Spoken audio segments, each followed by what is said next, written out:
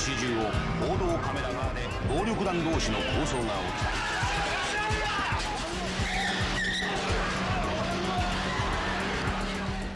오늘의 주인공은 바로 폭력을 휘두르며 각종 범죄를 일으키고 일본의 지하 경제까지 쥐락펴락하는 일본의 마피아, 야쿠자입니다. 일본인들에게 야쿠자는 어떤 이미지예요? 뭐 일본 사람들한테도 야쿠자는 피하고 싶은 존재인데 심지어는 지금도 뭐 국민 참여 재판이 있는데 거기에는 야쿠자 사건은 제외시키거든요.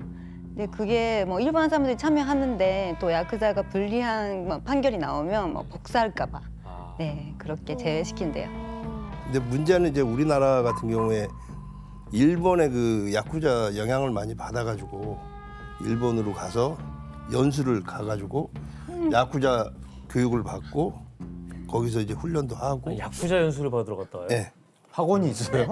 연합식으로 해가지고 우리나라 조직하고 형제 결연을 맺어가지고 거기 가서 수업도 받고. 안 좋은 문화가 온 거네요. 네, 야쿠자는 과거 조직원 수만 최대 18만여 명으로 일본 전역에 5,400여 개의 조직을 가졌던 거대 범죄 집단입니다. 한때는 한 조직의 연 매출만 현재 우리나라 돈으로 약 8조 원. 네?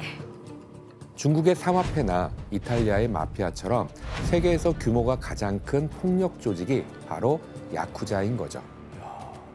그런데 야쿠자가 이렇게 세력을 불리기 위해 저지른 일들은 일본 사회에 최악의 결과를 가져왔습니다. 먼저 내부가 어떻게 체계화됐는지 조직도를 한번 보도록 하겠습니다.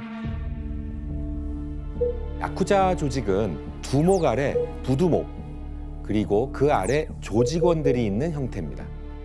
가족적인 그룹 같은. 그렇죠. 뭔가 이렇게 특별한 게 없어 보이잖아요. 근데 하지만 특별한 게 하나 있었습니다. 바로 부모 자식 간의 관계를 맺고 있다는 거예요.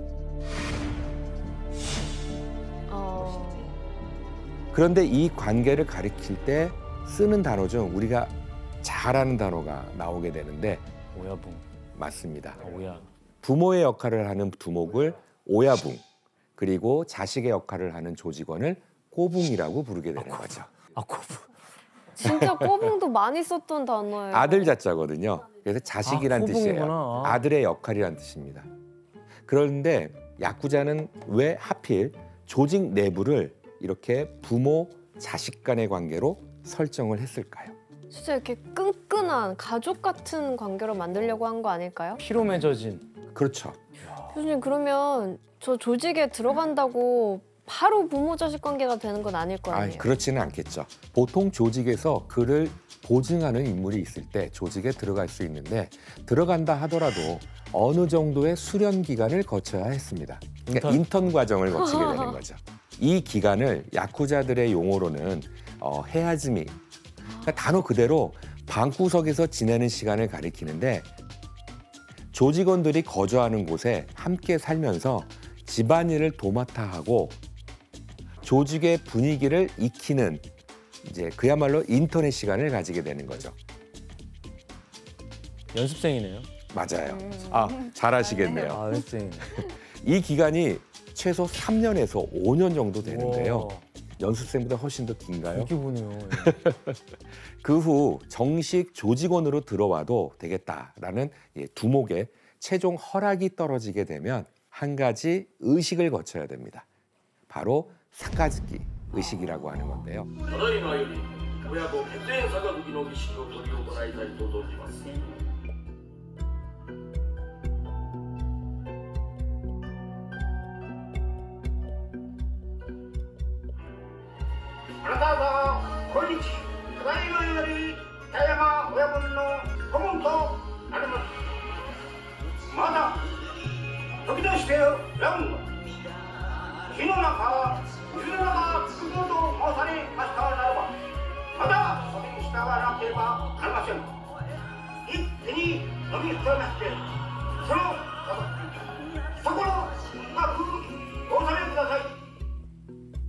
두목과 새로운 조직원이 얼굴을 맞대고 앉아서 서로의 잔에 술을 채우고 마실 때 비로소 혈연 관계 이상의 깊은 관계가 성립된다라는 의미죠. 저게 이제 새로운 식구가 된 거죠. 그렇죠. 하야 씨, 술잔을 주고받는 의식을 할 때 지켜야 할 게 있을까요? 두목이 준 술잔을 손에 싸서 잘 보관했다가 그 나중에 탈퇴할 때 그걸 다시 돌려줘야 돼요. 아, 돌려줘야 돼요? 맞습니다.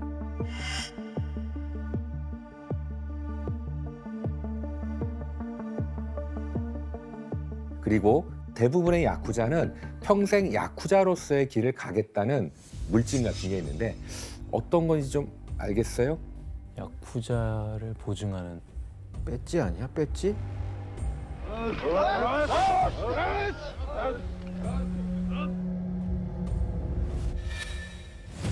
문신. 문신 아닐까요? 와, 저거 진짜 영화에서 많이 봤어. 바로 야쿠자의 문신이라 불리는 이레즈미를 자기의 몸에 새기는 거예요.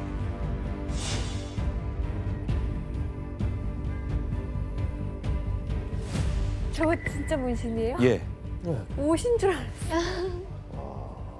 그런데 실제로 야쿠자의 몸에 문신을 새기는 건 조직원 간의 단합과는 별개로 본래의 특별한 의미가 있게 되는데요.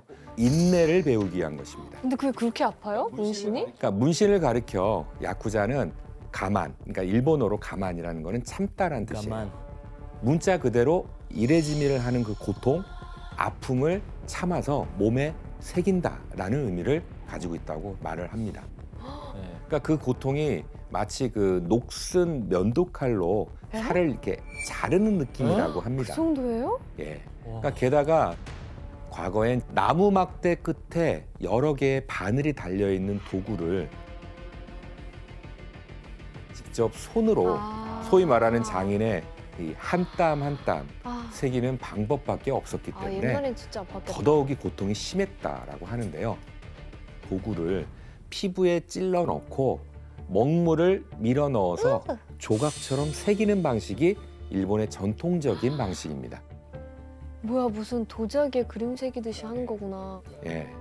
그러니까 이 방법으로 할 경우 전신에 문신을 하면 어느 정도 시간이 걸릴까요? 10시간? 아니요. 하루 넘어요. 하루에 못 해요. 일주일에 한 달? 저렇게 하려면 되게 오래 걸릴 것 같아요. 한 달? 전신은 2년에서 3년 정도 걸린다고 합니다. 네? 2, 3년? 그렇게 오래 어떻게 참아요? 그러니까 문신을 통해서 스스로 고통을 자처하여 야쿠자로 입문하는 통과 의례를 겪는 거죠. 진짜 끔찍하다. 이렇게 한 조직의 조직원으로 들어가면 또 다른 목표가 생기게 되는데요. 뭘까요? 승진?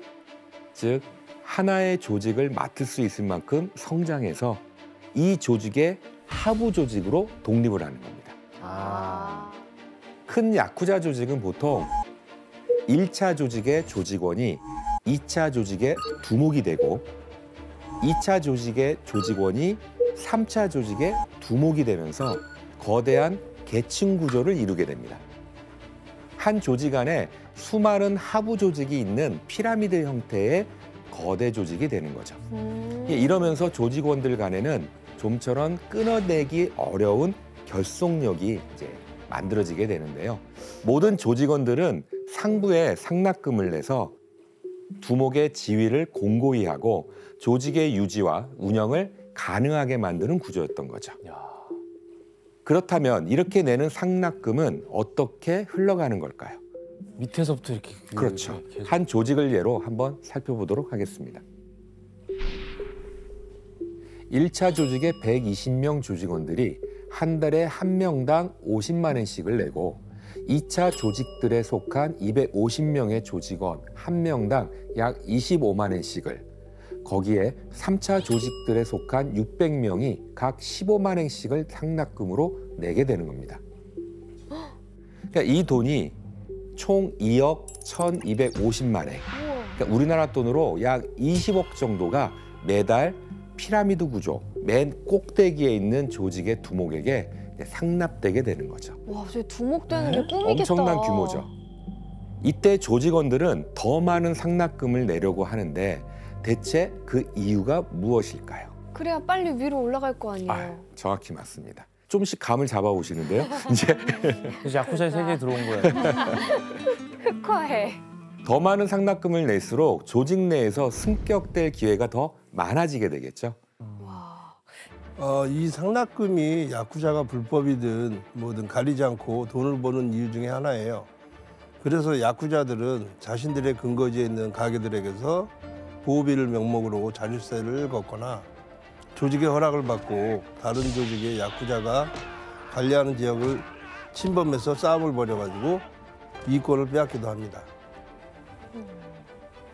이런 야쿠자들의 행동 때문에 우리가 잘 아는 단어가 또 여기서 한번 또 등장을 하게 됩니다. 야쿠자의 세력권을 가리키는 말인데요. 아와바리? 뭘까요? 네, 맞습니다. 예, 나와바리입니다. 그러니까 이 나와바리라고 하는 말은 사실은 15세기 중반에 전국시대 이후에 성곽이나 돌담을 만들 때 이 구상하는 방법으로 땅 위에 줄을 친다라는 의미에서 유래한 말이에요. 놀라운 게 일상생활에서 많이 들은 단어들이 야쿠자에서 나온 단어들이 너무 많아요. 예, 맞습니다. 근데 교수님, 조직이 하부 조직들까지 다 관리하는 만만치가 않잖아요. 예. 그래서 각 조직 안에는 상하관계를 명확히 하고 충성심을 고취시켜서 조직의 기강을 흔들리지 않도록 벌을 명확히 확실하게 하는 겁니다. 그렇다면 먼저 잘못을 저지르는 조직원에게는 내부에서 어떻게 처벌을 할까요? 어떤 건지 한번 사진으로 확인해 볼까요?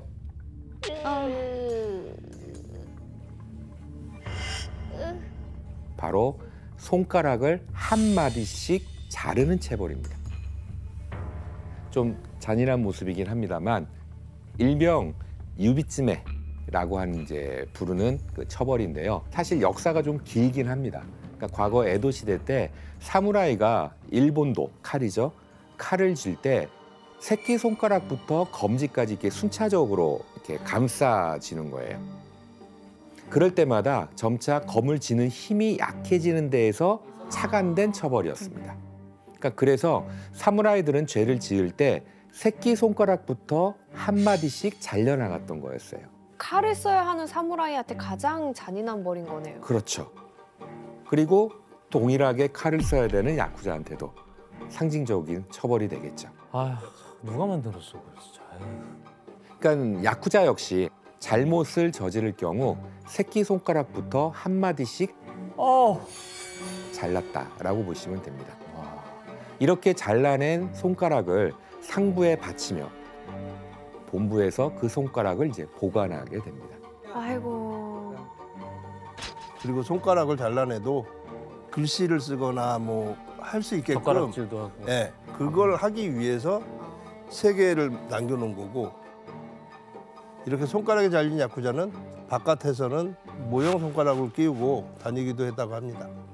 교수님, 근데 이것도 좀 심한 처벌 같은데 이것보다 더한 처벌도 있었어요? 예, 야쿠자 조직은 조직을 배신하거나 조직에 대해서 큰 피해를 입혔던 경우에는 손가락 자르는 것보다 더한 처벌을 내리게 됩니다. 그게 대체 뭔지 사진으로 볼까요?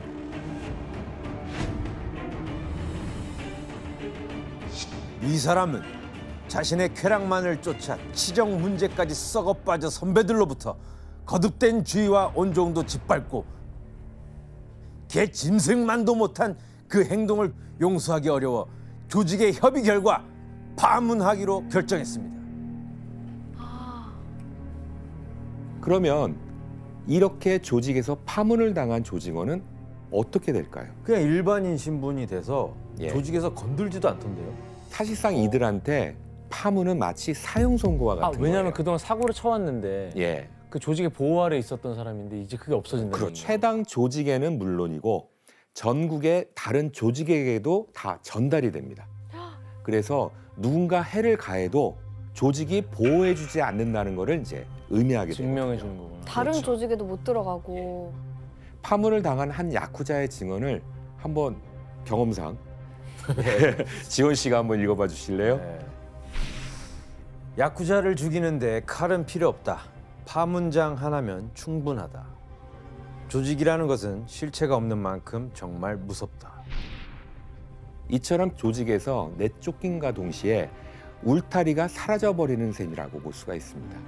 막 숨어 살고 이러겠네. 그렇죠. 그래야 되는 거지. 예. 교수님 말씀처럼 사형 선고네. 예. 그래서 파문을 당한 야쿠자는 한때 형제였던 조직원에게 린치를 당해서 죽거나 적대 관계의 조직원에게 살해를 당하는 등 평생 죽음의 위협에서 살아야 되는 거죠. 그렇다면 그들만의 세계를 구축하면서 살아가던 야쿠자는 어떤 사업을 통해 일본 사회에 파고들었을까요?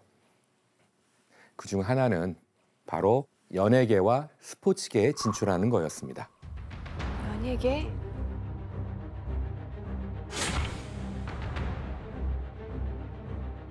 먼저 연예계를 살펴보면 과거에는 매체가 따로 없었기 때문에 어떤 한 장소에서 공연을 개최해야만 관객이 구경할 수 있었잖아요. 맞아요.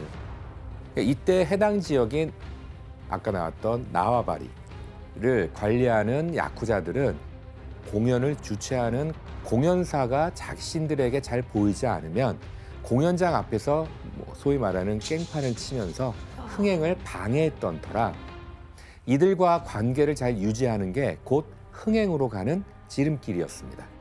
그렇구나.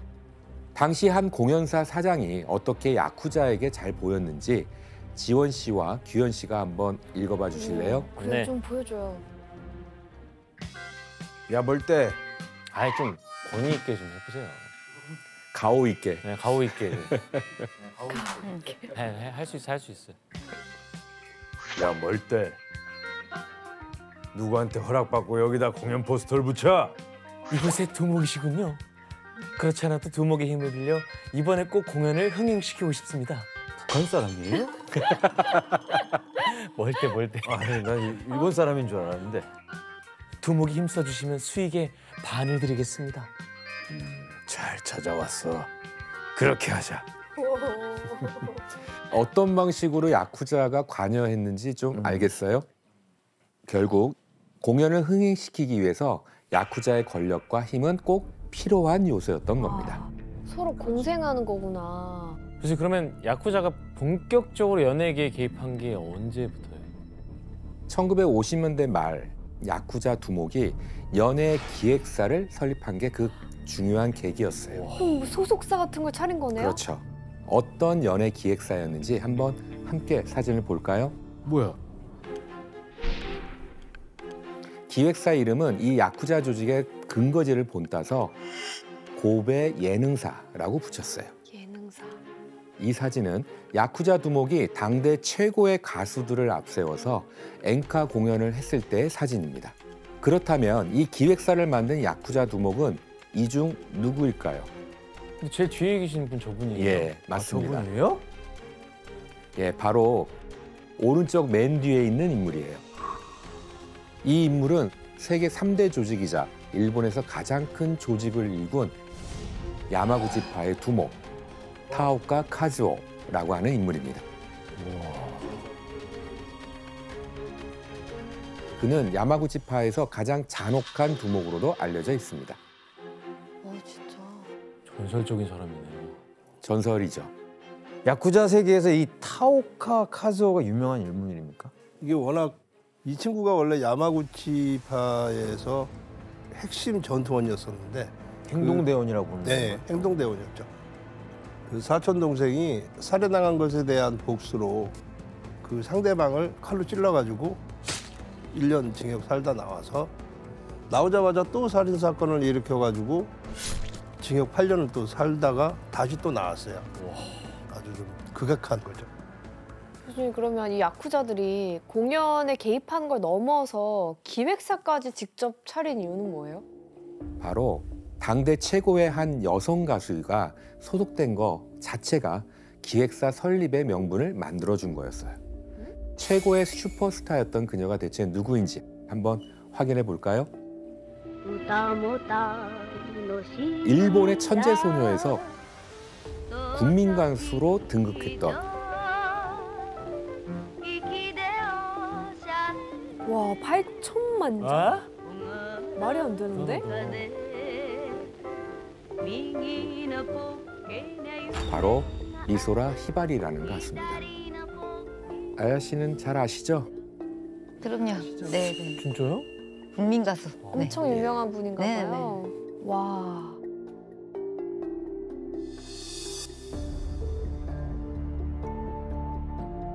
사실 그녀는 1957년에 끔찍한 염산 테러로 목숨을 위협받기도 했었어요.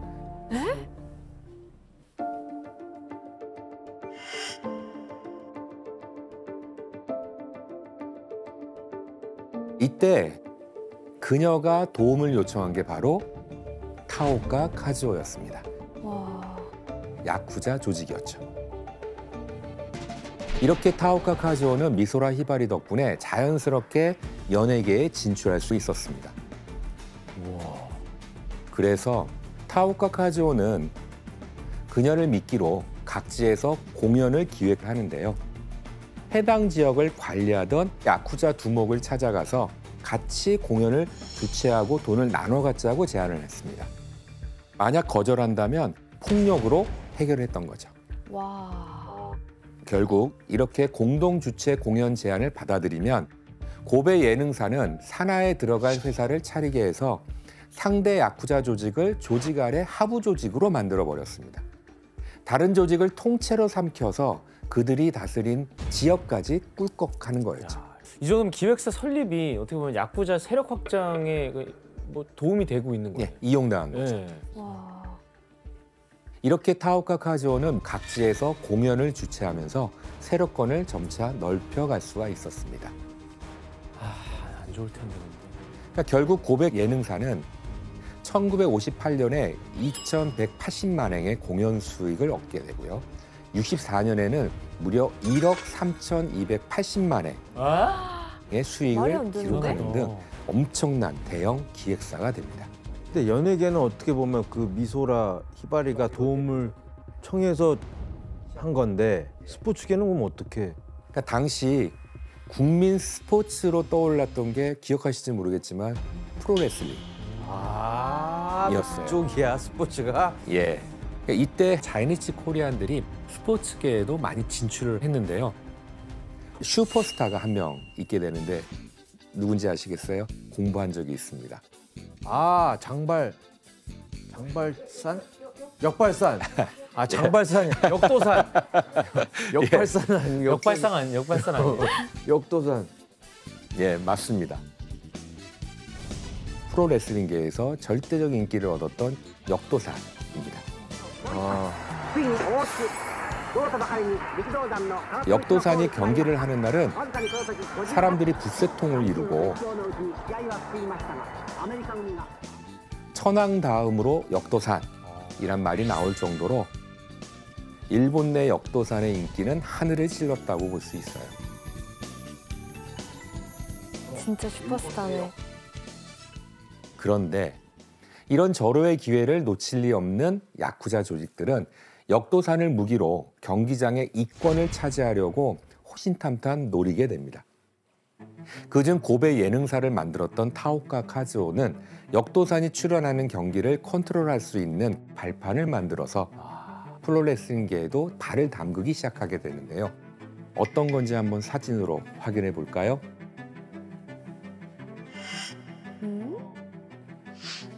레슬링 협회? 예, 맞습니다.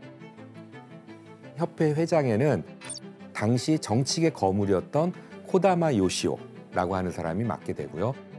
그 바로 밑에 부회장은 야마구치파의 두목이었던 타오카 카즈오가 각각 맡게 됩니다. 그러니까 사실 야쿠자 조직들이 이런 협회 한 자리씩 꿰차게 되거든요. 결국엔 경기에서 벌어들이는 그 각종 수익을 독점하다시피 하는 거죠. 말도 안 된다. 야, 김수환님 야쿠자가 또 개입한 또 다른 뭐 스포츠가 있나요? 그 60년대 말에 그 야구가 그때 한참 인기가 많았었는데 프로야구 선수 6명한테 야쿠자가 이제 승부 조작을 시켜가지고 고의로 이제 경기에서 지게 만든 사건이 있었는데요. 프로야구 경기 결과에 따라서 돈을 버는 이제 도박을 그 야쿠자가 운영을 했던 거죠. 진짜 가지가지 했다. 이뿐만이 아니었습니다. 전후 일본의 급격한 경제 발전은 야쿠자에게 엄청난 돈벌이를 하나 안겨주게 되는데요. 그중 다른 하나가 바로 유흥업과 매춘업 산업이었어요.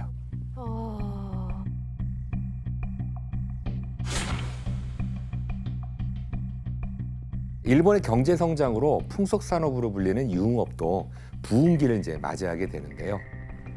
이때 야쿠자는 유흥업에 기생해서 돈을 갈취하곤 했습니다. 과연 그 방법이 어떤 것이었을까요? 그럼 난동 부리는 거 막아주고. 막아주는. 그거에 대한 보답으로 보호비를 받는 거죠. 보호비는 세력권 내의 유흥업소, 음식점, 매춘업소, 빠찡꼬, 그리고 마작업소 등을 대상으로 보호를 해준다는 명목 아래 받아내는 돈입니다. 이거를 거부하면 조직원들을 동원해서 위협하고 해코지를 하면서 영업을 방해했던 거죠. 무섭다. 근데 보호비를 어느 정도로 갈취하길래 그게 돈벌이 수단이 되는 거예요? 야쿠자는 합법적으로 운영하는 가게에 대해서는 한 달에 약 5만 엔 정도를 받았다라고 해요. 하지만 유흥업소 중에서도 도박장 등 불법으로 운영되는 곳들에 한해서는 보호비를 몇 배로 이제 뻥튀기 하게 되겠죠. 그런데 신고조차 제대로 할 수가 없는 거죠. 불법이니까. 불법이니까. 예, 맞습니다. 야쿠자는 이렇게 보호비를 명목으로 마음껏 돈을 갈취하는 게 가능했던 겁니다. 그런데 야쿠자에게는 1956년 새로운 상황이 전개되게 돼요. 56년? 바로 성매매 방지법, 즉 매춘 방지법이 일본에서 발표가 된 거예요.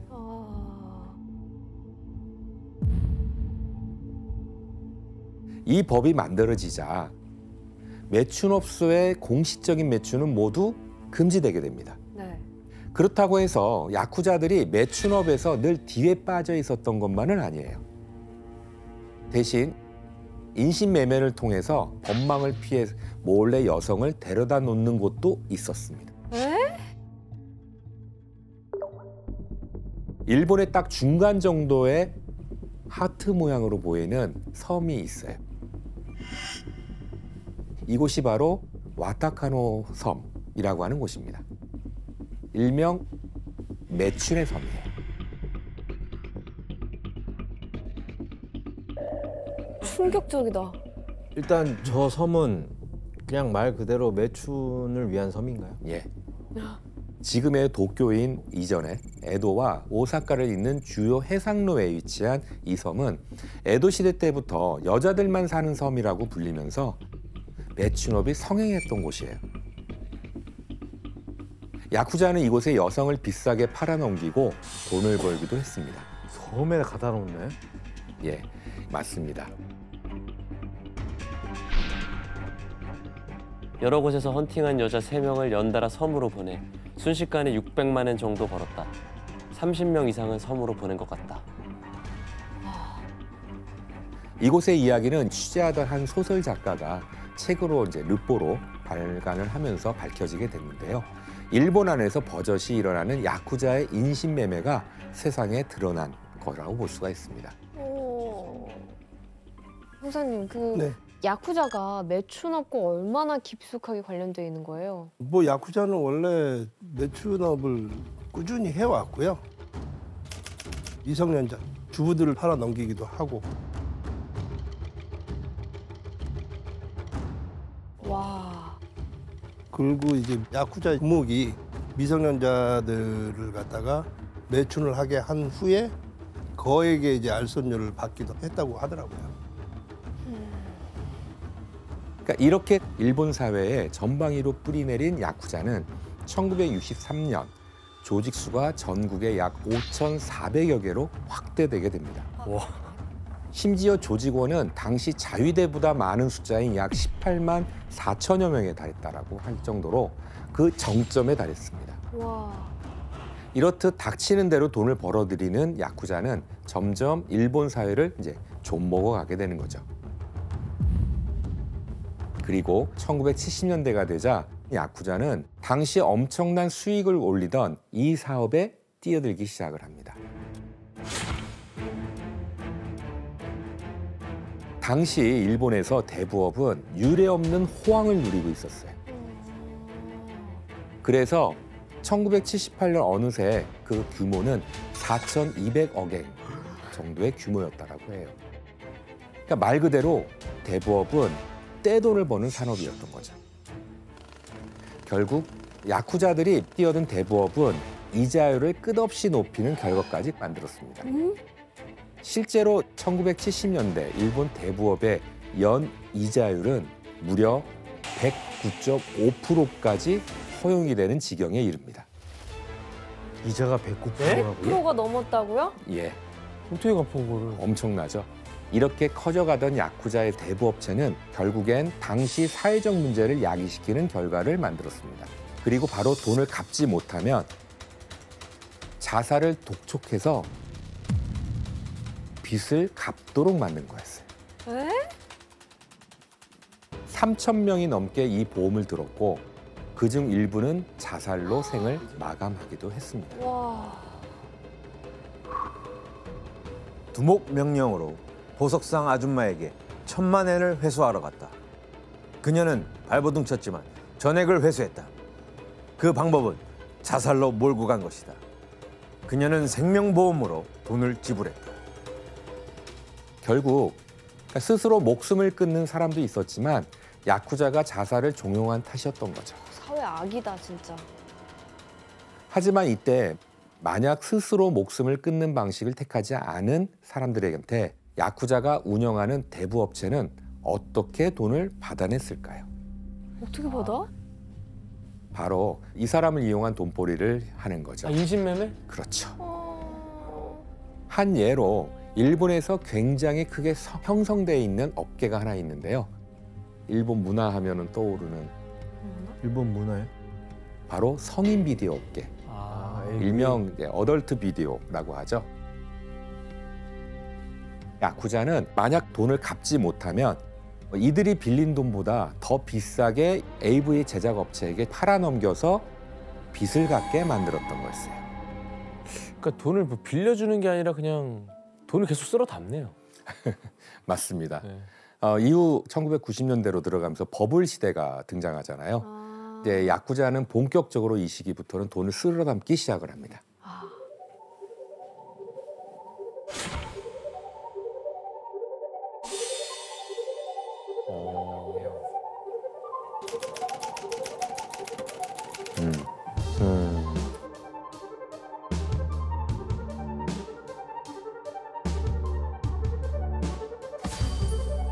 대호황이구나. 시중에 돈이 많아지니까.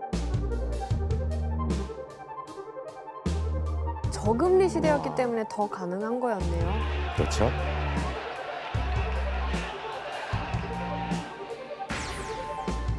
부동산. 네, 부동산 투자를 하는 거죠.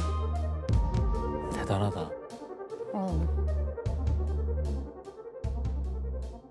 이때 바로 등장한 게 경제 야쿠자가 돼요.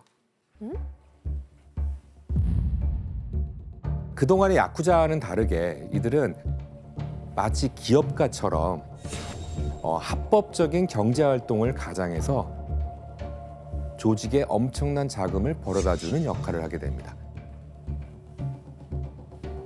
흔히 말하는 이제 양복 입고 다니는 야쿠자가 등장을 하는 거죠. 그렇다면 당시 경제 야쿠자는 어떻게 합법을 가장해서 돈을 벌어들였을까? 한 예를 들면요. 당시 이시 스스무라는 대표적인 경제 야쿠자가 있는데요.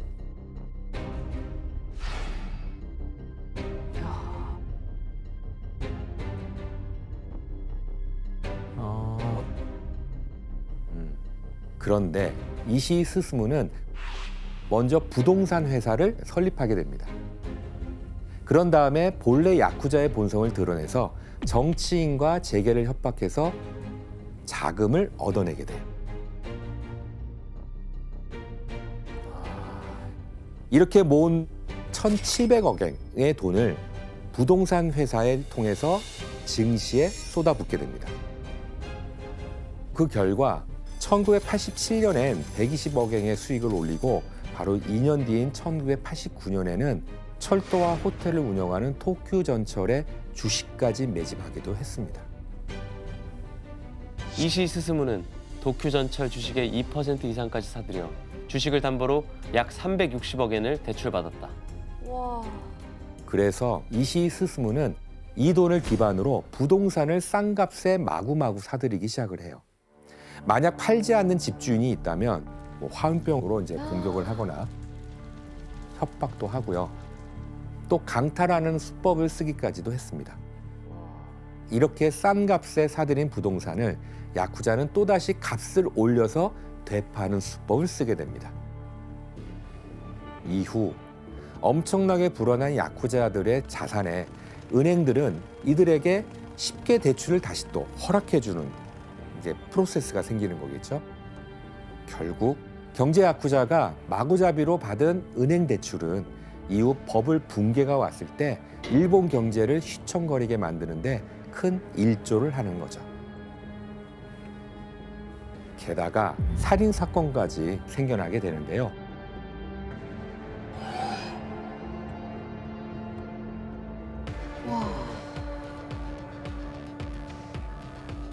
名古屋住銀支店長射殺される後頭部に貫通の傷マンション自室前 와. 와, 그 버블 경제 붕괴의 야쿠자도 원인이 하나 있었네요. 원인이 있었던 겁니다. 심지어 경제 분야까지 진출한 야쿠자의 욕심은 끝이 없었습니다. 유명한 사건이 하나 있는데요. 어떤 사건인지 한번 기사를 볼까요? 우리나라 영화에도 자주 나오는 콘크리트 매장 사건까지 발생하게 됩니다. 콘크리트 매장 처리? 예. 이 사건은 야쿠자가 투자자문 사장을 납치해서 1억 엔 이상을 빼앗았어요. 그리고 한 임대창고에서 그를 살해한 뒤 콘크리트를 채운 시신을 이제 유기를 한 거죠. 돈 때문에 이런 짓까지 한 거예요? 돈 때문에 하는 거니까요. 진짜 무섭다.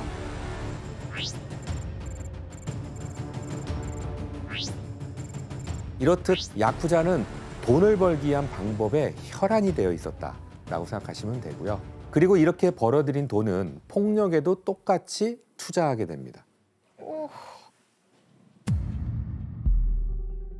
야쿠자들은 돈을 번 만큼 세력을 공고히 하기 위해서 또다시 자신들을 지켜줄 무기에 투자를 한 거죠. 1982년에 경찰이 압수한 야쿠자의 권총은 1245자루나 되었다고 해요. 같은 해 권총을 사용한 살인 사건으로 피살된 사람이 무려 66명이나 됐거든요. 그중 90%가 야쿠자와 관련된 사건이었죠. 아니, 사회 문제가 끝이 없는데요? 네, 그렇죠. 심지어 무기 투자를 위해 야쿠자가 당시 어떤 사건까지 벌였는지 규현 씨가 한번 읽어봐 주실래요? 권총을 쓰네. 더 무섭다. 사례 하나. 1986년 10월 26일 야마구치파 야쿠자 조직원은 태국에서 조달한 수류탄을 일본으로 운반하던 중 비행 중인 항공기 내에서 실수로 수류탄을 터뜨렸다.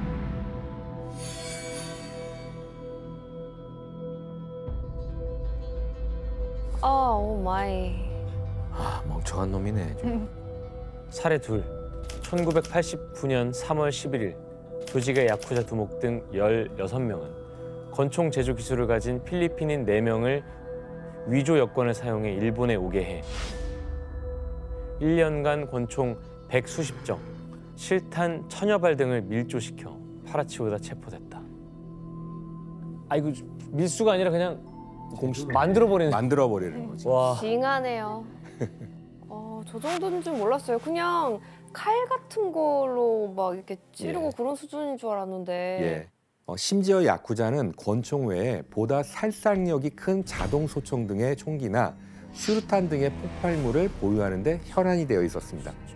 자본력이 야쿠자의 무장을 진전시켰고 이는 일본 사회에 점점 위협이 되고 있었던 거죠.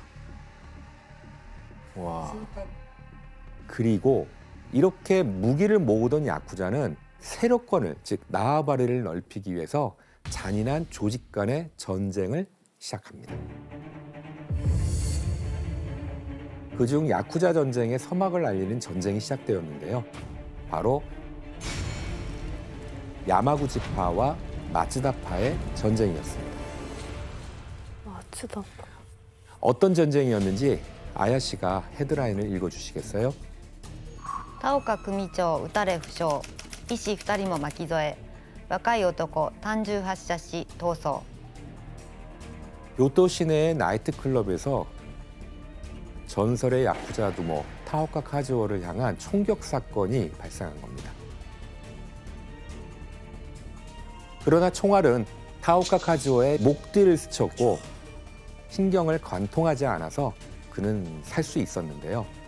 타오카 카즈오는 범인을 샅샅이 수색했고 결국 범인을 찾아냈는데 그 인물은 바로 2년 전 야마구치파와의 싸움에서 두목을 잃은 마츠다파 조직원 나루미였어요. 두목의 복수를 대신 하려는 거였었죠. 하지만 범인이 밝혀진 이상 나루미는 무사할 수 있었을까요? 아니죠. 없죠. 그렇죠. 물론 아니었겠죠. 야쿠자의 보복은 철저하거든요. 타오카 카즈오는 보복을 선언하고 1978년부터 피해 보복을 계속하기 시작을 합니다. 마츠다파 간부 목욕탕에서 총에 맞다.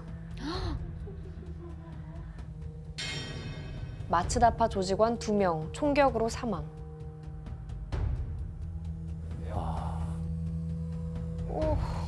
그 결과 상대 조직의 조직원 7명이 죽고 여러 명이 이제 중상을 입는 피해가 계속되게 됐죠. 그리고 결국 나루미는 어디론가 사라졌고 시간이 흐른 뒤 고베에 위치한 산에서 부패된 남자 시신이 발견되게 됩니다. 시신은 손톱, 발톱이 다 뽑혀 있었고 양손 지문이 사라져 있는 등 심하게 훼손되어 있었습니다. 하지만 문신 조각, 즉 이레짐이죠. 문신 조각이 맞춰졌는데 그 문신은 나루미의 것으로 판명됐습니다.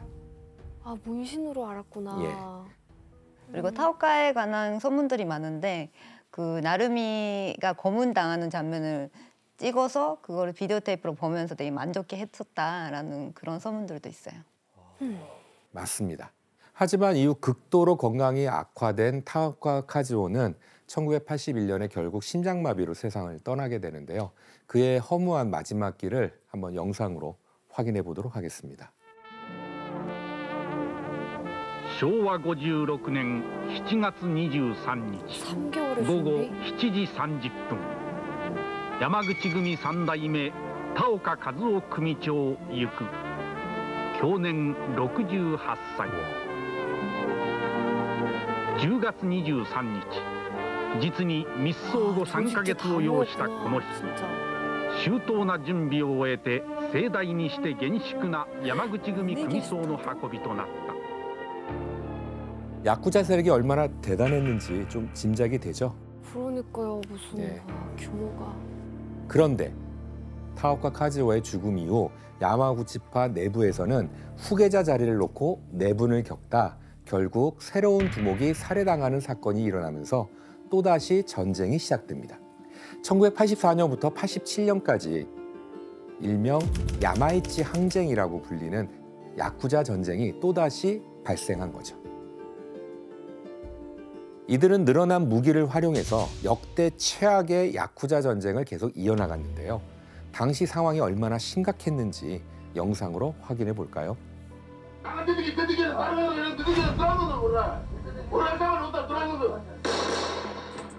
타케나카 두목 맨션 입구에서 피습당하다. 오. 警察病院に収容された竹中組長は意識不明のまま26時間後には対立する石和会の暗殺部隊による犯行であった。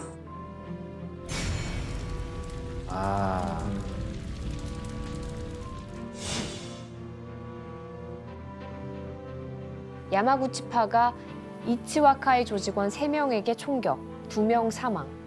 에? 와, 이건 뭐야, 대낮에. 야마구치파가 이치와 카이의 산탄총 난사, 3명 부상. 이치와 카이 조직원 운전 중 총에 맞아 사망. 와. 무섭다. 이치와 카이 두목의 자택 앞에서 경찰관 3명 산탄총에 맞아 중경상.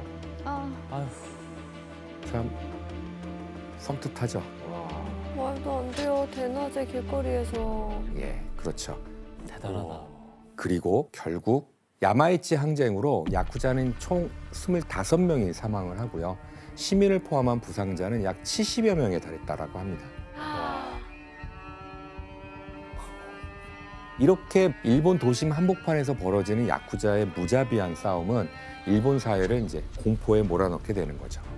형사님도 네. 당시 상황에 대해 좀 알고 계신가요? 그때 뭐 야마구치파 그 본부에서는 하루에 6명씩 24시간 교대로 보초를 섰대요. 기습하는 거에 대한 대비를 하기 위해서. 1년 동안 고베 지역에서만 200회 이상 총격 사건이 계속 벌어졌다고 하더라고요. 우와. 혹시 근데 이거를 대낮에 난동이 일어나고 있는데 정부에서 가만히 두고 보고 있나요? 절대 곱게 볼 수가 없었겠죠. 네. 이러한 사건들을 계기로 일본 국민과 정부는 야쿠자에 대한 확실한 규제가 필요하다는 걸 이제 깨닫기 시작을 합니다. 그렇죠. 시민들이 계속 다치고 있는데. 피해를 받으니까. 그리고 결국 1992년 일본 정부는 본격적으로 야쿠자를 향해 칼을 빼어들기 시작을 했는데요. 드디어. 그 시작은 폭력단 대처법이라는 야쿠자를 겨냥한 법을 제정하는 것부터 시작을 하게 됩니다. 폭력단 대처법은 1992년 일본에서 지정 폭력단으로 지정된 야쿠자에게 특정 행위를 금지할 것을 명령하는 27개 사항에 대한 법이었습니다. 야쿠자가 자릿세와 보호비를 요구하거나 대부업으로 고금리의 채권을 징수하거나 또 이권을 위해 협박하는 행위 그 자체만으로 검거 대상이 되게 되는 겁니다. 이렇게 되면 야쿠자가 자신들의 이권에 유리하도록 하는 모든 폭력적인 행위들을 감시할 수 있게 되는 거죠.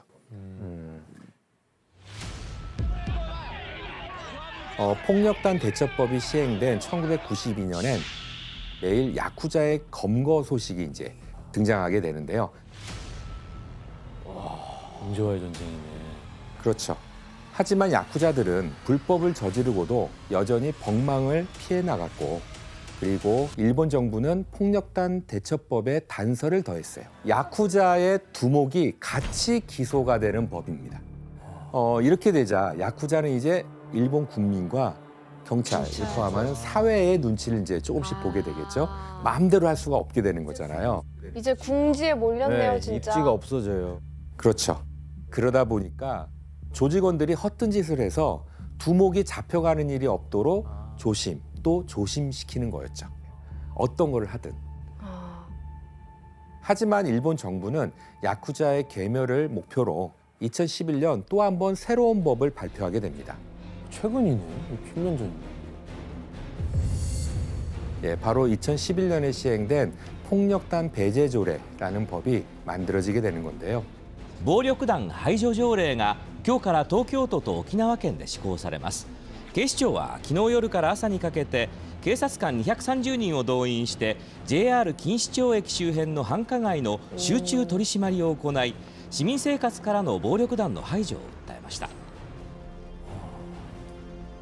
이 법은 야쿠자의 기본적인 생활권까지 제한을 둔 거였거든요. 야쿠자라고 밝혀질 시 본인 명의로 휴대폰을 개통할 수도 없고 집을 살 수도 없고 은행에 계좌를 만들 수도 없었던 거예요. 그리고 가스 점검, 심지어 수도 공급까지 끊어놓았어요. 와. 사회적으로 고립시키는 거네요. 그렇죠. 게다가 야쿠자라는 낙인이 찍히면 병원조차 받아주지 않는 일본 국민 외 신분으로 만들어버린 겁니다. 와, 진짜 강경하다. 김수환 아저씨 이런 것들 때문에 그 일본 분위기도 많이 바뀌었을 것 같아요. 특히 이제 후쿠오카 같은 경우는 2012년도부터 상점들 입구에 표지판을 이제 세워놔요. 폭력단원 출입 금지라는.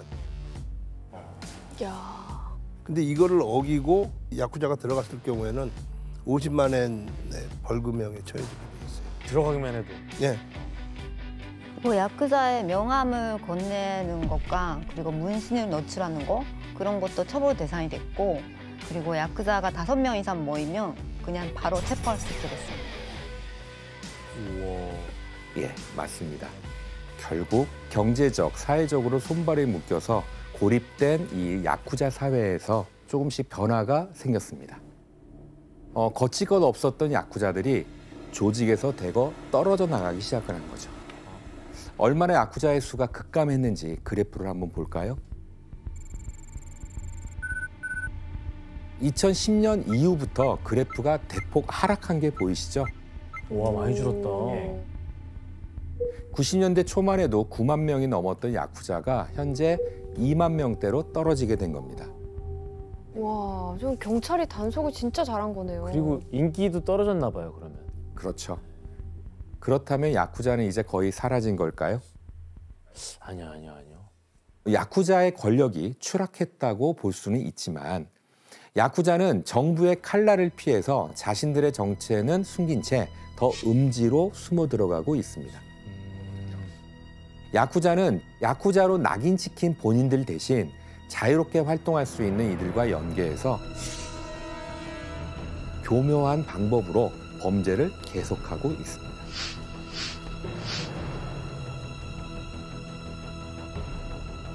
야쿠자가 보이지 않는다고 해서 사라진 게 아니라는 점을 잊지 말고 여전히 계속 존재하고 있는 상황이라 이해한 시간이었기를 바라봅니다.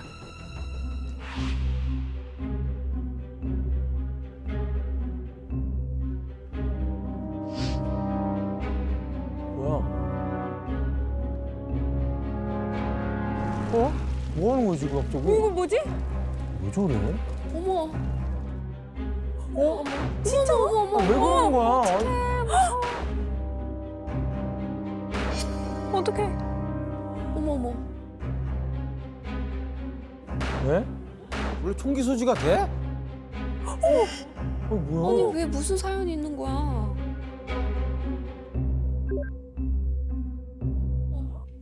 마트 작은 마트. 쐈어? 진짜로? 아니 뭐야? 이게 뭐지? 아 그러니까 이거 나서야죠. 미쳤네.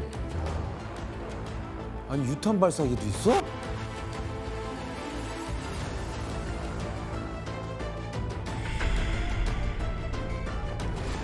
아이고.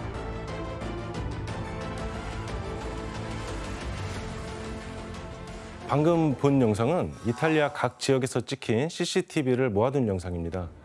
그런데 이 영상의 주인공들에게는 한 가지 공통점이 있습니다. 이 사람들의 정체가 바로 이탈리아 마피아라는 것입니다. 마피아.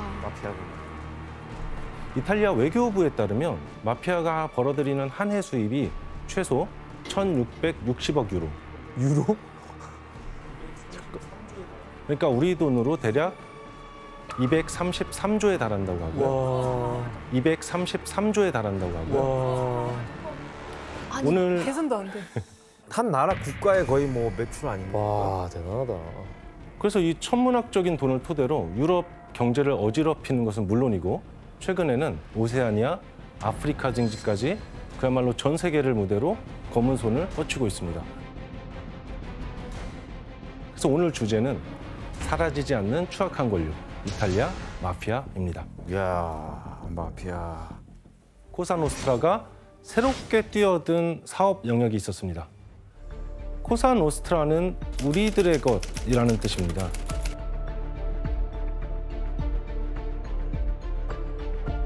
그들은 100여 개의 조직들이 소속된 마피아 패밀리들의 연합체인데요. 이야, 대박이다. 미국으로 건너가 세력을 키웠던 아메리칸 마피아들이 엄청난 수익을 거둬들였던 이 사업, 뭐였을까요? 아, 여기서 나오나요, 이제? 예, 바로 마약이었습니다. 역시. 당시에 활발했던 마약 밀거래 루트 프렌치 커넥션 기억하시죠? 프렌치 커넥션.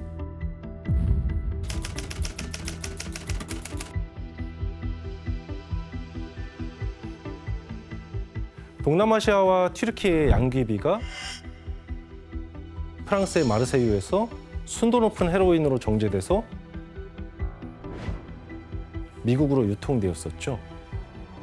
이 프렌치 커넥션에 이탈리아 마피아들도 중개무역상으로 가담하고 있었습니다. 하지만 갈수록 커진 마약의 이권을 둘러싸고 조직 내 다툼이 멈추질 않았고 이를 중재하기 위한 대책이 절실해집니다. 자, 그렇다면 그들이 대책으로 마련한 건 무엇이었을까요? 바로 시칠리아 마피아 위원회를 결성한 것입니다.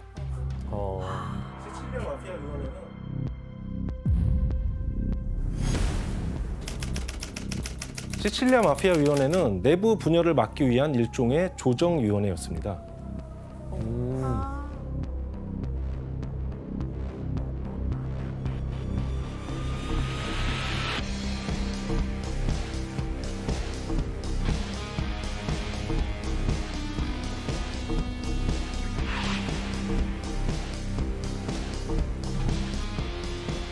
그렇지만 코사노스트라 앞에 예상치 못한 위기가 닥치게 되는데요. 프렌치 커넥션으로 미국 내의 마약 문제가 심각해지자 America's public enemy number one in the United States is drug abuse. In order to fight and defeat this enemy, it is necessary to wage a new all-out offensive. 미국 정부와 프랑스 정부가 마약 단속에 나서게 됩니다.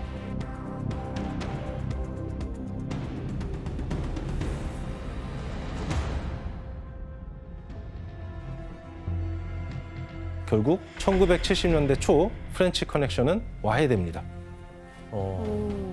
그러면 이 코사노스트라의 수입원이 없어지게 되는 거잖아. 그렇죠. 하지만 코사노스트라가 마약으로 버는 막대한 돈을 쉽게 포기할 리 없겠죠. 네. 코사노스트라는 프렌치 커넥션 이후 새로운 마약 루트를 만들어냅니다. 그리고 오히려 이 새로운 루트로 이익을 더 극대화합니다. 1960년대에는 중동, 시칠리아, 마르세유, 미국 이 루트로 마약이 유통되었다면 1970년대 초부터는 중동, 시칠리아, 그리고 시칠리아에서 바로 미국 이 루트로 그러니까 중동에서 원료를 받아서 시칠리아에서 직접 헤로인을 제조하고 그걸 바로 미국으로 직수출을 하게 된 것이죠. 이게 가능했던 것은 코사노스트라가 프랑스의 헤로인 기술자들을 시칠리아로 데려와서 시칠리아에 아예 헤로인 제조 공장을 세웠기 때문입니다. 헤로인을 받아서 미국 내에서 유통을 하는데 이때 미국 마피아들이 단속을 피하기 위해서 피자 가게를 열고 이 피자 가게를 마약 유통의 거점으로 삼게 됩니다. 아, 이게 얘기를 들었었는데.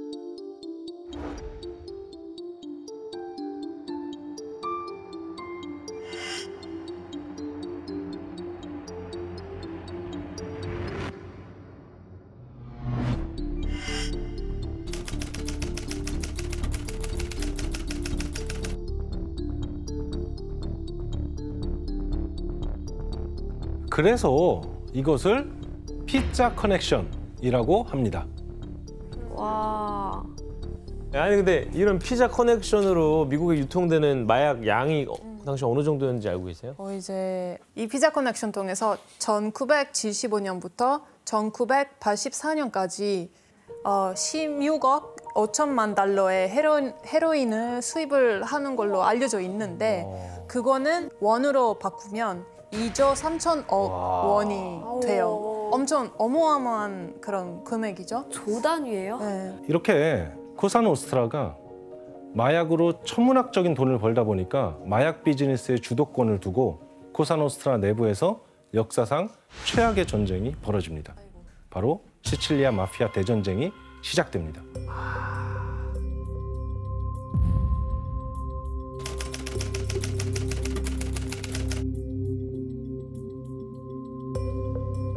이 전쟁으로 팔레르모에서만 약 400명이 세상을 떠났고 160명이 실종이 되었을 정도로 그야말로 시칠리아 일대를 초토화했던 치열한 공방이었습니다. 그리고 이 끔찍한 마피아 전쟁의 배후에는 한 인물이 있었는데 이 시칠리아 마피아 전쟁의 시작이자 끝인 인물, 바로 살바토레 리나입니다. 살바토레 리나는 코사 노스트라 내에 콜레오네 패밀리의 수장이었는데요. 피도 눈물도 없는 잔혹함으로 악명이 높아서 야수라는 별명으로 불리던 인물이었습니다. 그런데 이런 살바토레 리나가 마피아 대전쟁을 일으킨 이유는 무엇이었을까요? 그에게는 처치해야만 하는 라이벌이 있었기 때문입니다. 라이벌?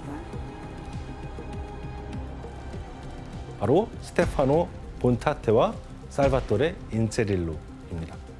이 두 사람은 코사 노스트라 내에서 가장 세력이 막강했던 팔레르모 패밀리의 핵심 인물이기도 했습니다. 이 두 사람은 당시 살바토레 리나와 함께 시칠리아 마피아 위원회의 공동 의장을 했던 인물들입니다. 팔레르모 패밀리는 마약 거래뿐만 아니라 2차 세계대전 이후 건설 붐으로 엄청난 부를 획득하게 되는데요. 이들이 누린 부와 권력을 빼앗고 싶었던 살바토레 리나는 차근차근 조직의 세력을 확장하면서 이 둘을 칠 날을 기다리고 있었던 것이죠. 그러다 마침내 1981년 4월 스테파노 본타테는 피살된 채 끔찍한 주검으로 발견됩니다.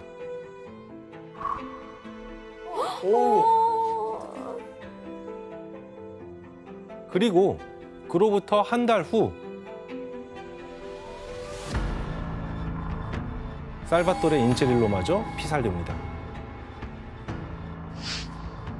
얼굴이 아예 없어졌는데. 너무 허망해 근데 저렇게 죽은 게. 무서워. 시칠리아 마피아 핵심 인물 2명이 연달아 살해된 것이죠. 둘 다 저 두 명이 다 죽은 거예요? 그런 것 같아요. 예. 하지만 이것은 시작에 불과했습니다. 이 이후로 살바토레 인제릴로의 집안에서만 21명이 줄줄이 죽임을 당합니다. 그리고 스테파노 본타테의 조직에서는 3년간 120여 명의 조직원이 피살됩니다. 이후에 살바토레 리나는 마피아뿐만 아니라 마피아를 비판하는 언론인 그리고 무고한 일반인도 거침없이 살해를 했고 그야말로 방해가 된다 싶으면 가차없이 죽였습니다. 그리고 그 결과 마피아 대전쟁에서 승리를 하고 결국에는 마피아 위원회의 단독 의장으로 등극하게 됩니다. 하지만 그의 폭주로 시칠리아 민심이 크게 요동치게 됩니다. 도시 전체를 무법천지로 만들었던 마피아에 대한 분노가 들끓기 시작합니다. 그러면서 마피아들을 처벌하기 위한 정치권의 움직임도 전개되기 시작합니다. 그 움직임을 이끌었던 것은 이탈리아 공산당 서기장이었던 피오 라토레라는 인물이었습니다. 라토레는 반마피아법을 발의했는데요. Per liberare la Sicilia dal sistema di potere mafioso. 그가 발의한 반마피아법의 특징은 크게 두 가지로 설명할 수 있습니다. 첫 번째로 이탈리아 사법체계에서 최초로 마피아를 공식적인 범죄 조직으로 규정했다는 것입니다. 자, 그렇다면 두 번째 반마피아법의 특징은 무엇일까요? 마피아 범죄로 경제적 이익을 얻었을 경우에 그 소득이나 재산을 압류할 수 있도록 한 것입니다. 그러나 피오 라토레는 이런 강력한 반마피아법을 발의했지만 이 법률은 의회에서 제동이 걸린 채 2년 동안 제정되지 못했습니다. 의회를 통과하려면 이제 50% 이상의 득표를 올려야 되는데 당시에 집권당은 마피아와 결탁해 있던 기민당이었죠. 의회를 통과하기가 쉽지 않은 상황이었습니다. 그런데 반마피아법으로 마피아의 재산 압류가 이슈화되자 살바토레 리나를 필두로 코사노스트라는 반격에 나서게 됩니다. 그리고 가장 먼저 그들의 타겟이 된 것은 바로 반마피아법을 발의했던 피오 라 또레였습니다.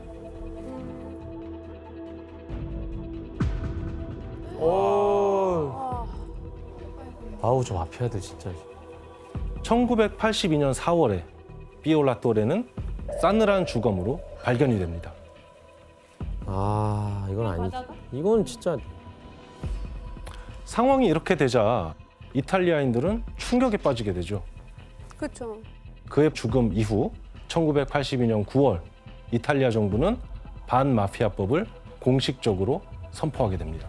야, 보였네.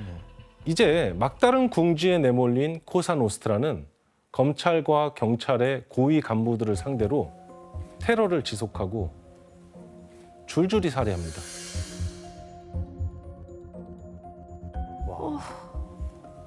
이때 마피아를 수사하던 검찰이나 경찰들은 스스로를 걸어다니는 송장이라고 얘기할 정도였습니다. 언제 죽을지 모르는. 예, 목숨 내놓고 하는 일이었던 것이죠. 신변의 위협이. 예.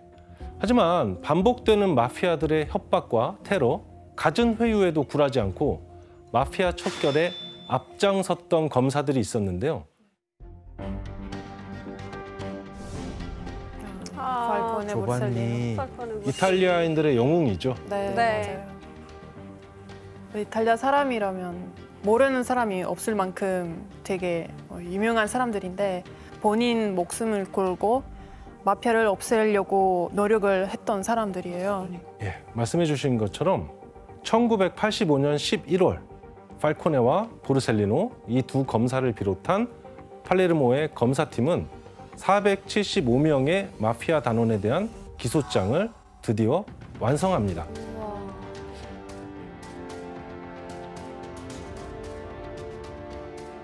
총 8,607페이지의 본문과 4,000여 페이지의 참조란으로 이루어진 서류였습니다. 그런데 이 서류를 완성하기까지는 중요한 한 인물의 협조가 있었습니다. 이 정도면 마피아 조력자가 있겠죠, 내부에. 바로 톰마소 부셰타라는 인물입니다. 부셰타.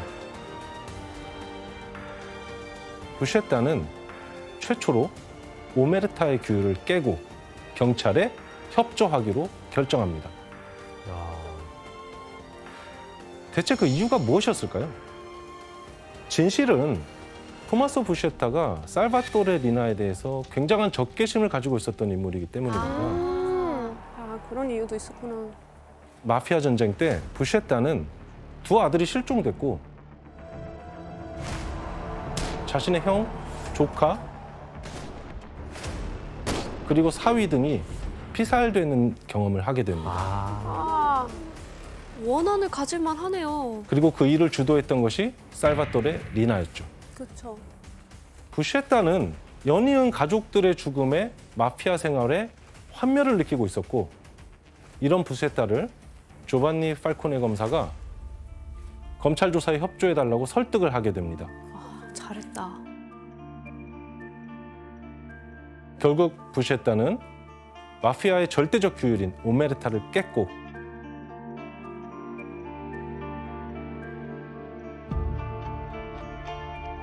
코사노스트라의 실체를 낱낱이 밝히게 됩니다. 이제 부셰타가 검찰 편에서 조직에 대한 정보를 제공하고 있다는 소식이 전해지자 살바토레 리나는 민간인을 대상으로 테러를 일으킵니다. 1984년 12월 23일 나폴리를 출발해서 밀라노로 가는 고속열차 904호에서 폭발 사고가 일어났는데 무려 17명이 죽었고 267명이나 중경상을 입었습니다. 이것을 크리스마스 대학살이라고 부릅니다.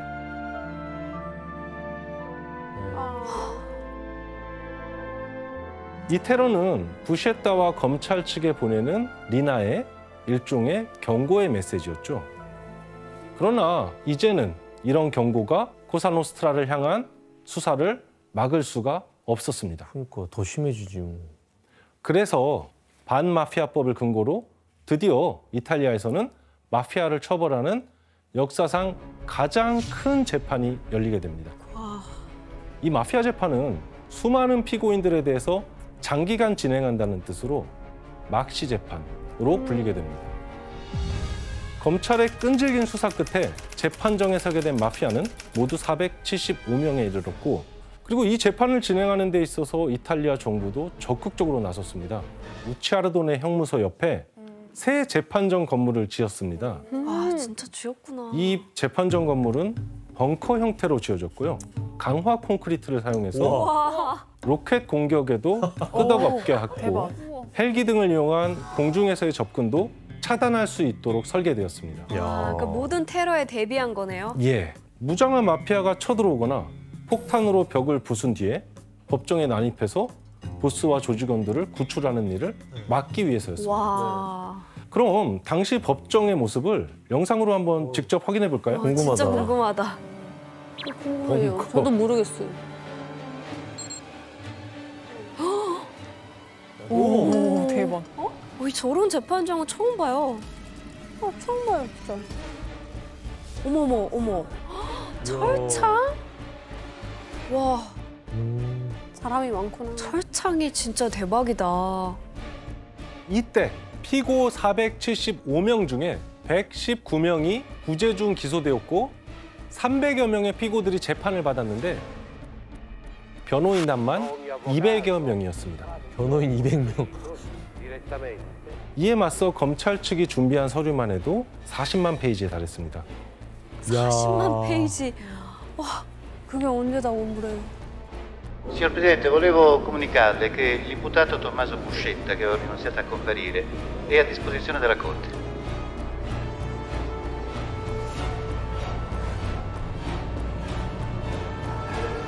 죽인다고? 우와. 이게 무슨 일이지? 얼마나 무서웠을까. Io non condivido più quella struttura a cui io appartenevo, quindi non sono un pentito. 아, 얘기는 많이 들었는데 이렇게 직접 보니까 또 다르네요, 처음이에요, 느낌이. 맞아요. 결국 법정은 마피아가 벌인 120건의 살인과 마약 밀매, 폭력과 협박에 의한 강요 혐의를 인정을 했고, 이 역사적 재판의 결과로 344명의 피고에게 총 2,665년의 징역이 선고되었습니다. 그리고 또 이와는 별개로 죄가 무거웠던 마피아 보스 19명에게는 종신형이 선고되기도 했습니다. 이렇게 해서 1986년 2월부터 1992년까지 진행된 마피아 재판 역사상 가장 큰 규모의 재판은 일단락이 됩니다.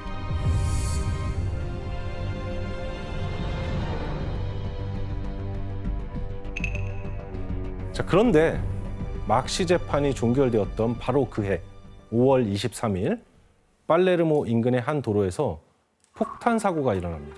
네? 그로 인해서 도로 위를 달리고 있던 차량들이 전소가 되는데요. 뭔지 왜 알 것 그래, 같아요. 또 우리 검사님도 어떻게 한 거 아니에요? 뭔지 알 것 같아. 뭐야? 그냥 무차별적인 거예요, 이거? 진짜 이탈리아 사람들한테 진짜 충격적인 그런 사건. 마피아 안 되겠다, 진짜.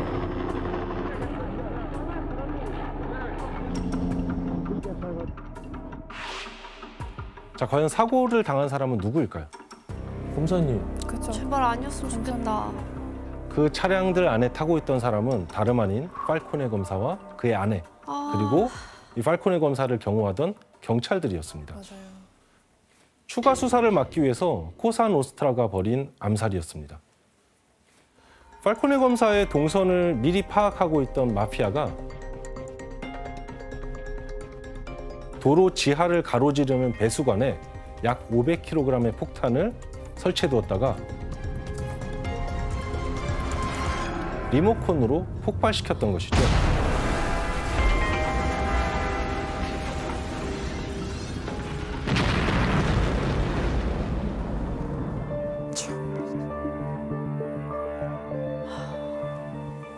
저희 아버지도 팔코네 그 보호하는 일을 했었거든요. 그 일하면서 진짜요? 직접. 그래서 이제 직접을 팔코네 검사님을 만나니까 팔코네 검사님도 자기가 스스로 언젠가는 마피아 손에 죽을 거라고 뭔가 이미 그런 생각을 하고 있었대요. 그래서 굉장히 마음이 좀 아프고 저희 아버지가 팔코네 검사님 집 앞에서 밤샘을 하고 있었는데 그 새벽 3시쯤에 그 총소리가 들리는 거예요. 근데 그 총소리가 팔코네 검사님과 뭐 아무 관련 없는 일이었지만 그 소리가 들리자마자 팔코네 그 검사님 방에서 바로 그 불이 켜진 거예요. 그만큼 제대로 잠도 못 자고 계속 그 두려움 속에서 살고 있었던 거죠. 그게 마음이 너무 아프네요. 너무 안타깝네요. 정의를 실현하는 사람이 이렇게. 이 팔코네 검사가 마피아의 손에 세상을 떠난 것을 목격한 이탈리아인들의 충격은 상당했습니다. 그렇겠죠. 화가 더 많이 나고. 극대노죠. 국장으로 치러진 팔코네 검사 부부와 경찰 3명의 합동 장례미사가 치러졌고요. Noi qui presenti, perché celebrando la Pasqua del Signore, a nome di tutti coloro che hanno dato la vita per lo Stato, chiedo innanzitutto che venga fatta giustizia adesso. 운구 행렬이 팔레르모 대성당을 빠져나오자 성당 앞 광장에는 수많은 추모객들이 몰려들었고 그래서 그들의 죽음을 슬퍼하고 애도했습니다. 소름 났어.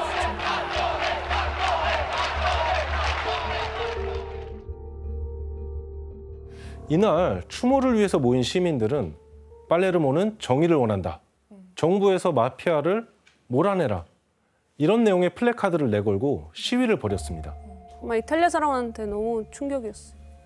팔코네 검사에게 테러를 가했던 것은 살바토레 리나의 오른팔이었던 조반니 브루스카였습니다. 브루스카는 인간 백정이라고 불리던 사람인데요. 살해한 사람만 100명이 넘는 걸로 알려져 있습니다. 배신한 조직원의 11살짜리 아들을 2년 동안 납치했다가 살해한 후에 산성용액에 시신을 녹여서 없애버렸을 정도로 잔인한 인물입니다. 정말 괴물이에요. 비극은 단지 팔코네 검사의 죽음으로만 끝나지 않았습니다. 아이고. 팔코네가 비극적으로 세상을 떠난 지 2달이 채 되지 않아서 보르셀리노 검사 역시 어머니를 찾아뵈러 간 아파트 주차장에서 마피아의 폭탄 공격을 받고 세상을 떠나게 됩니다. 팔코네의 죽음 이후에도 굴하지 않고 수사에 박차를 가하던 보르셀리노 검사에 대한 마피아의 보복이었습니다. 당시 마피아는 이렇게 무자비한 방법으로 관련 검사들을 제거한다면 모든 일이 해결될 거로 생각하고 있었습니다. 하지만 마피아의 실체를 직접 보고 듣고 알게 된 시민들의 분노가 걷잡을 수 없이 커졌습니다. 팔코네가 먼저 그렇게 죽었으면 그래도 보르셀리노를 어느 정도 뭐 보호하면서 살릴 수 있지 않았을까라는 그런 생각을 하니까 더욱 그 분노가 너무 커진 거잖아요. 네. 그 분명히 이거 뭐 알고 있는 게 있었을 텐데 왜 아무것도 안 했을까? 네. 확실하게 보호를 해줬어야 그렇죠. 되는데. 근데 이런 식으로 이렇게 분노도 컸지만 사실 그 이 두 사람을 추모하는 일들이 또 이어졌어요. 그 중에 하나가 그 팔레르모 국제공항을 팔코네 보르셀리노로 이름을 바꿨어요. 근데 그게 왜 중요하냐면 이탈리아에서는 역사적으로 이렇게 중요한 인물로 이름을 바꾸잖아요. 레오나르도 다빈치, 갈릴레오 갈릴레이 그런 식으로. 맞아요. 그 정도로 두 사람의 죽음이 그 의미가 컸던 거죠. 그렇구나. 자, 그런데 마피아 대전쟁에서부터 이 두 검사의 죽음에 이르기까지 시칠리아 전역을 쑥대밭으로 만들고 시민들을 충격에 빠뜨린 살바토레 리나가 20년이 넘게 숨어 지내면서 온갖 살인과 테러를 배후에서 조종하고 있었습니다. 그러다 마침내 1993년 1월 23년 만에 살바토레 리나를 체포하게 됩니다. 마침내 악명 높은 살바토레 리나가 법정에 서게 되는데 무서워. Parto di mio nonno che io quando mi riferisco di moralità parlo della mia famiglia. Quindi noi viviamo nel nostro paese di correttezza morale. E che ne sa lei? Signor giudice, io sono pure anche, ho diritto a non rispondere, non voglio rispondere. Lei aveva chiesto il confronto con tutte le persone. Aveva chiesto, ora ho letto queste cose, signor giudice, non voglio fare più confronti con questo signor giudice. E decida di non discolparsi quindi dalle dalle accuse. Tenute che insiste, perché lei non ha niente da insistere. Io l'ho spiegato che non voglio fare il confronto, ho il mio diritto e quindi mi attengo al mio diritto di non fare.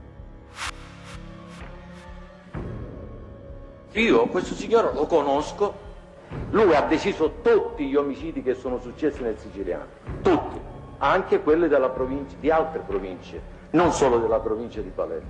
Reina, non sono più solo io che parlo, adesso è una marea di gente che parla. Mafia è finita.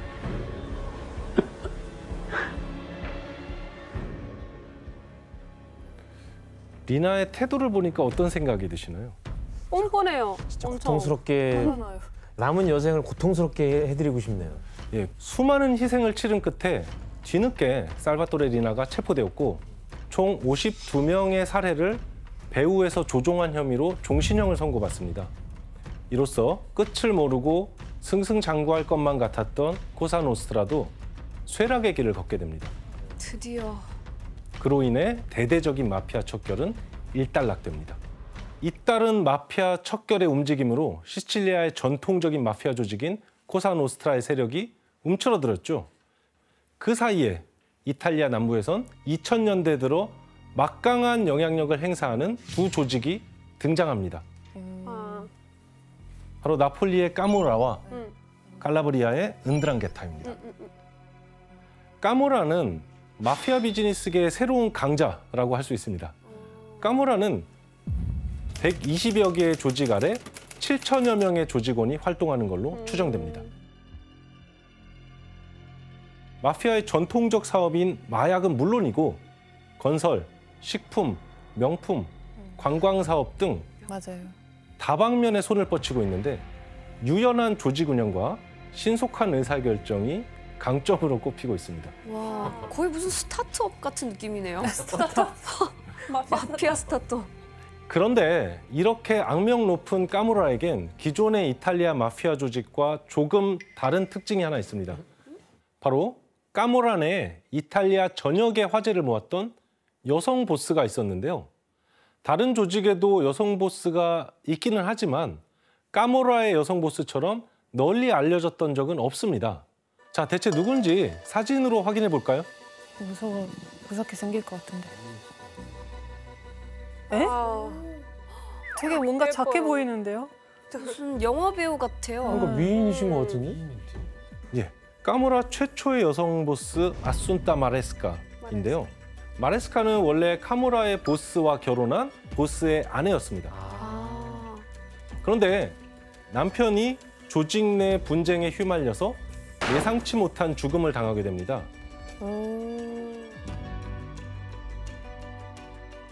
그래서 마레스카가 남편을 죽인 인물을 총으로 살해합니다.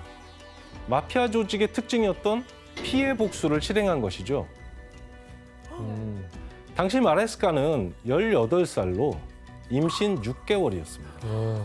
와. 복수로 죽였다고요? 예. 네. 와. 당시 경찰은 분명히 공범이 있을 것이라고 보고 계속해서 마레스카를 추궁했지만 마레스카는 끝까지 자신의 단독 범행임을 주장했습니다. 이 일로 마레스카는 13년형을 선고받고 감옥에서 아들을 출산하기도 합니다. 이후에 까모라의 보스로 등극했고 범죄의 디바라고 불리면서 악명을 떨치게 됩니다. 와. 자, 그렇다면 이번에는 오늘날 이탈리아에서 가장 주목받고 있는 마피아 조직 은드랑게타에 대해서 한번 알아볼까요? 은드랑게타.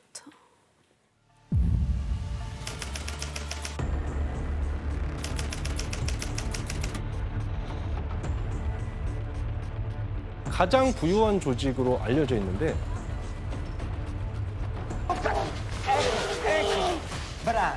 He has all the money in the world.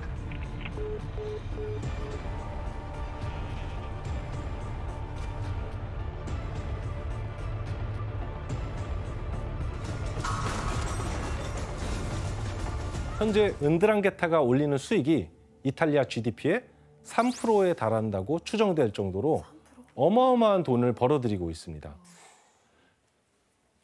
가장 주목할 만한 점은 그들이 시대 변화에 따라 돈이 될 만한 사업을 빠르게 찾아서 착수하고 있다는 것입니다. 최근에 은드랑게타가 벌였던 사업만 봐도 알 수가 있는데요. 코로나 사태로 이탈리아를 비롯한 전 세계가 어려움에 빠졌지만 은드랑게타는 그 틈에서도 돈 벌 방법을 찾아냅니다. 과연 무엇이었을까요? PCR 검사하고 그런 거 아니에요? 마스크 사업. 자가 키트 팔고. 자가 키트 팔고. 예. 아니 맞습니다. 맞습니다. 맞다고요? 와. 아니 우리 지금 웃자고 한 얘기예요. 그러니까 유로폴의 보고서에 따르면 코로나 팬데믹 상황에서 위조 마스크나 의료 장갑, 의약품을 거래하는데 마피아가 개입되어 있고 게다가 이탈리아 북부 한 도시의 보건국장이 은드랑게타의 연락책이라는 사실이 밝혀진 경우도 있습니다. 네?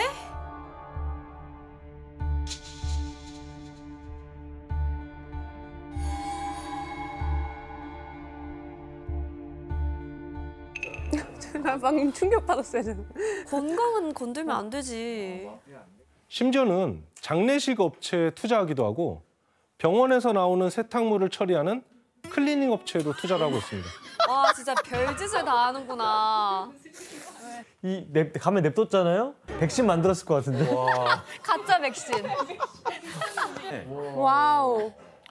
그냥 비즈니스맨들이네. 대기업이 그쵸, 가장 맞는 것 같아요. 대기업이에요. 이뿐만이 아닙니다. 무엇보다 또 뭐 있어요? 은드랑게타는 가난하고 소외된 이들을 위한 돈까지 갈취했습니다. 유럽 최대 난민센터 가운데 한 곳으로 알려진 이탈리아 칼라브리아주의 한 난민센터가 사실은 은드랑게타의 현금 지급기 역할을 한 것으로 드러나면서 충격을 안겨주었는데요. 은드랑게타는 2006년부터 10년간 난민센터의 운영에 관여하면서 난민들에게 제공하는 음식 공급의 하청을 따내는 방식으로 난민센터에 지원된 공적 자금의 3분의 1에 해당하는 3,600만 유로를 빼돌렸습니다. 진짜 악질이다. 이탈리아 경찰 발표, 마피아가 난민기금 수백만 달러를 빼돌렸다. 이렇게 이야기하고 있죠.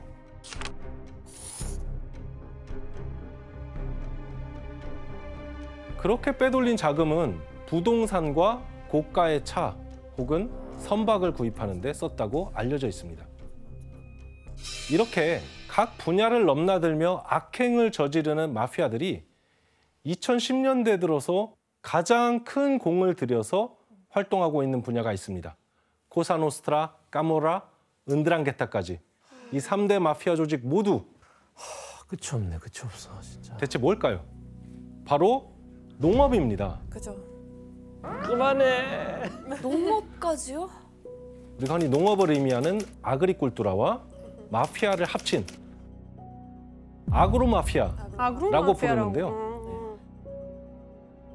마피아들은 오랜 경기 침체로 가격이 떨어진 농장과 가축들을 사들여서 농장을 다시 임대하거나 혹은 노동자를 고용해 농작물을 수확하고 유통해서 돈을 버는데 하루에 14시간까지 일을 시키고 있어요. 고작으로 그냥 3.5유로. 그래서 원으로 한다면 5천 원밖에 안 돼요. 어떡해. 특히 마피아가 서민들의 삶을 짓밟는 일은 여전한데요. 바로 마피아가 걷어들이는 보호비가 서민들의 일상을 피폐하게 만들고 있습니다.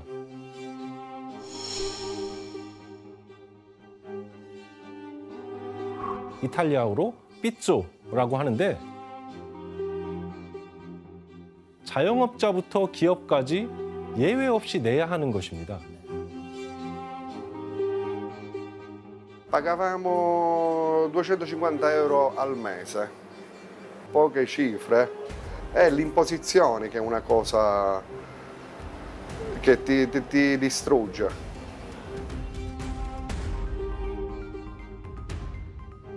팔레르모만 해도 매년 1억 7천만 달러에 달하는 보호비를 거둬들인다고 하는데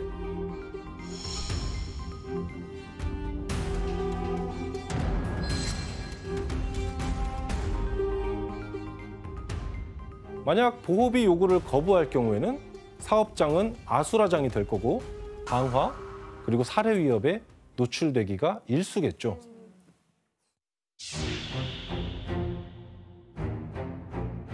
팔레르모에서 의류 공장을 운영하고 있던 사람입니다. 그 역시 당연하게도 마피아들에게 보호비를 내고 있었고 어느 날 이를 몹시 불합리하다고 생각하게 됐죠. 그래서 공개 서한을 통해서 마피아의 보호비 요구를 비난하고 공개적으로 보호비 거부 선언을 했던 것이죠. 이 공개 서한은 친애하는 갈취자에게로 시작됩니다. 당시 팔레르모 일간지에 실린 글을 확인해 볼까요? Non ho paura e non pago il pizzo.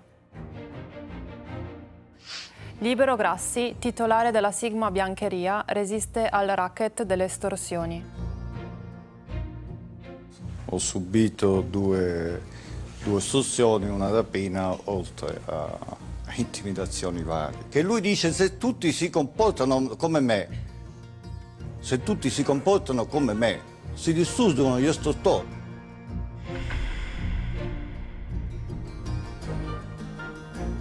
저항 의지가 보이네요. 쉽지 않은 의지인 것 같기도 해요. 같은 날 그라시는 보호비를 받아간 마피아 조직원들을 경찰에 신고했고 결국 5명의 마피아가 체포됩니다. 우와. 자, 하지만 그때부터 그의 불행은 시작됩니다. 어떡해. 그렇죠. 사건이 벌어지고 얼마 지나지 않아서 공장은 누군가의 침입을 받았고 미수에 그치긴 했지만 방화를 당할 뻔한 일도 있었습니다. 그리고 결국 공개 서한을 낸 지 1년도 채 되지 않아 그라시는 총상을 입은 의문의 시체로 발견이 됩니다.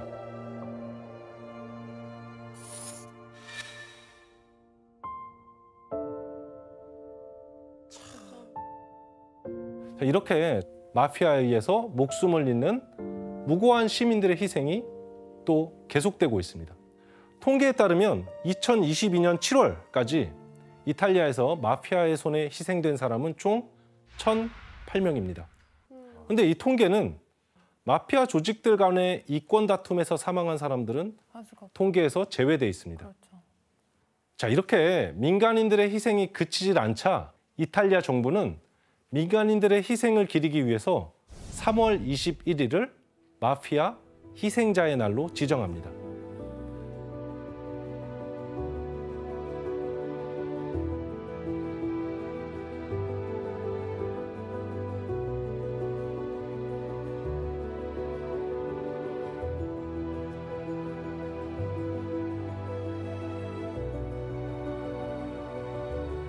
E tutti gli altri di cui non siamo ancora.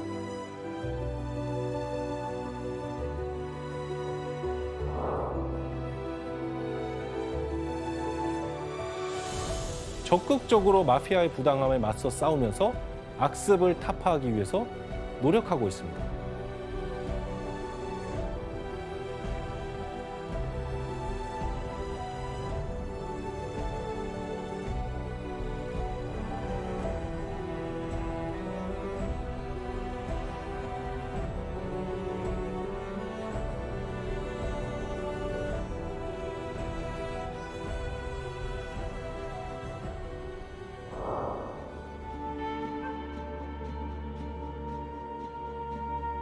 이탈리아 최대 마피아 조직인 은드랑게타를 겨냥한 3개의 재판이 시작됐습니다. 현재 언론들은 조직원 91명 중 70명이 유죄를 선고받았다고 전했는데요. 핵심 고위급 조직원 6명은 최대 20년형을 받은 것으로 알려졌습니다. 이탈리아 사회에서 마피아는 경제적 이익을 위한 폭력 집단 이전에 이탈리아만의 독특한 역사 발전 과정이 낳은 역사적 산물이라고 할 수 있습니다. 사회적 통합을 제대로 이뤄내지 못한 국가가 어떤 위기를 맞을 수 있는지 한 번쯤 생각해 볼 수 있는 계기가 됐으면 좋겠고요. 오늘 강의는 여기서 마치도록 하겠습니다.